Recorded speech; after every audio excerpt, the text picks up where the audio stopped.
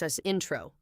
$100 for a barrel of oil. Just a few days ago, that psychological barrier wasn't just broken, it was smashed. In a flash, prices surged in a frenzy that saw Brent crude briefly touch nearly $120 a barrel.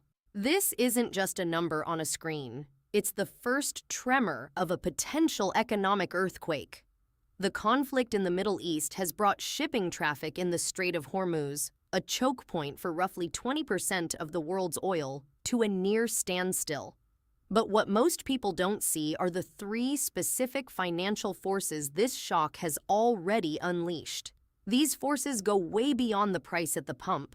They are quietly redefining the entire market for 2026, creating a trap for policymakers and a moment of extreme risk for your finances. The volatility has been breathtaking. After peaking near $120, prices have since fallen back below $90 as of March 10th. But don't mistake this wild swing for a sign of stability. It's a symptom of a market gripped by fear and uncertainty, and the aftershocks are just getting started. Lesson Section 1. The Specter of Stagflation.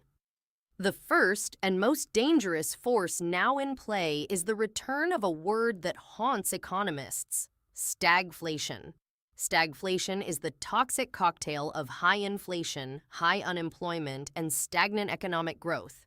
It's the worst of all worlds, a scenario where your cost of living climbs while the economy and job market get weaker. Think of it this way. In a normal recession, unemployment goes up, but prices usually fall because people have less to spend.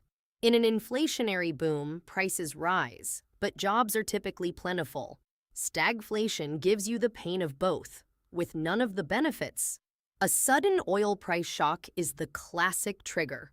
The last time the world saw a truly devastating bout of stagflation was in the 1970s, kicked off by an oil crisis that sent prices soaring. So why is an oil shock such a big deal? Because energy is the master input for the entire global economy. When oil gets more expensive, it's not just about paying more for gas. Transportation costs for every single product go up. Manufacturing costs climb. Even the price of food increases, since modern agriculture runs on energy. Economists call this a supply shock. It's not happening because demand is booming. It's happening because a critical supply line is being choked off, which slams the brakes on the economy. The current situation is particularly fragile. The global economy was already walking a tightrope. Central banks had just gone through a brutal fight to bring down post-pandemic inflation. Now, this oil shock threatens to pour gasoline on those smoldering embers. We're already seeing the risk signals flashing. A recent report from the Bureau of Labor Statistics highlighted that the U.S. economy unexpectedly lost 92,000 jobs in February, with the unemployment rate ticking up to 4.4%. When you see a weakening labor market collide with a massive, energy-driven price spike, you are looking at the textbook definition of stagflation risk. Section 2. The central bank trap. And that leads us directly to the second force, the impossible dilemma now facing the Federal Reserve and other central banks. This is the central bank trap. For the past 2 years, their mission was simple: fight inflation by raising interest rates. But an oil shock completely scrambles that playbook. Here's the trap. The Fed has two main jobs: keep prices stable and maintain maximum employment. Stagflation makes those two goals work against each other. If they choose to fight the inflation caused by the oil spike, they have to keep interest rates high, or even raise them more. But doing that slows down an economy that's already showing signs of weakness and risks making unemployment much worse. On the other hand, if they choose to fight the looming recession and weakening job market, they would need to cut interest rates to get people spending again. But in this environment, cutting rates would be like throwing fuel on the inflationary fire, potentially sending the cost of living spiraling out of control. They are trapped. Every tool they have to solve one problem makes the other problem worse. Markets are already reacting to this impossible choice. Traders have been scaling back their bets on how many rate cuts we'll see this year because they know the Fed's hands may be tied. Even before this crisis, Fed officials were openly divided, with some warning that inflation was still too high to consider rate cuts, while others worried about the weakening job market. This oil shock has turned that debate into a full-blown crisis. As one economist put it, the combination of a weak labor market and an energy price shock puts the Fed in an even more difficult position. They are now forced to choose the lesser of two evils, and either choice will have painful consequences for millions of people. Section 3. The triple squeeze on your wallet. That brings us to the third force, where these massive pressures hit home: the triple squeeze on your personal finances.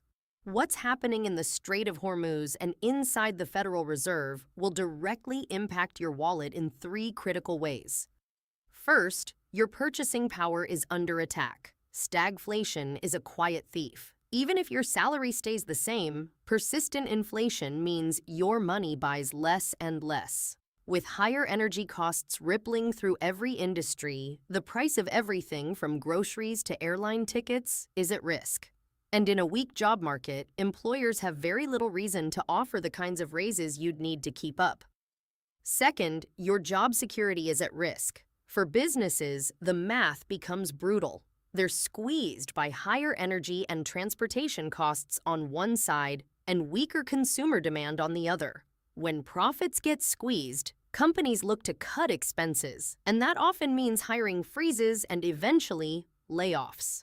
The recent unexpected loss of 92,000 jobs is a worrying signal that this process may already be starting.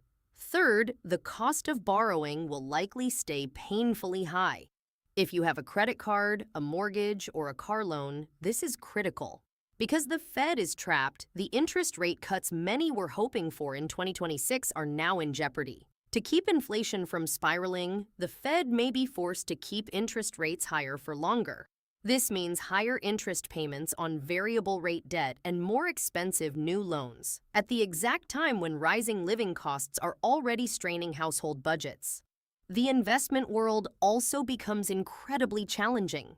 In a typical downturn, bonds often do well as stocks fall. But during stagflation, both can get hit. Slower growth hurts corporate profits, which is bad for stocks. At the same time, rising inflation eats away at the value of fixed payments from bonds, making them less attractive. It's a scenario that turns traditional investment strategies on their head. CTA navigating this new environment requires a different playbook. The old rules of investing might not be enough. That's why we are preparing a special analysis on the specific assets and strategies that have historically performed well during periods of stagflation. If you want to get access to that report when it's released, make sure you are subscribed and have hit the notification bell. Conclusion. The economic landscape of 2026 has been fundamentally changed. The oil shock has set three powerful forces in motion: the rising risk of stagflation, the impossible trap facing the Federal Reserve, and a direct squeeze on your finances. The path forward will be defined by an intense tug-of-war between geopolitical events in the Middle East and the policy response from central banks. The key things to watch are clear: the price of oil, inflation data, and any signals on interest rate policy from the Fed. While this creates a volatile and dangerous short-term picture, it's also important to remember the longer-term trends. Massive investment in transformative technologies like artificial intelligence continues to be a powerful engine for growth and productivity. But for 2026, the game has changed. The abrupt spike in oil, driven by the near shutdown of the Strait of Hormuz, has set the stage. These three forces, stagflation, the Fed's trap, and the consumer squeeze, will define the economic battleground for the rest of the year. Understanding these aftershocks is the first step to being prepared.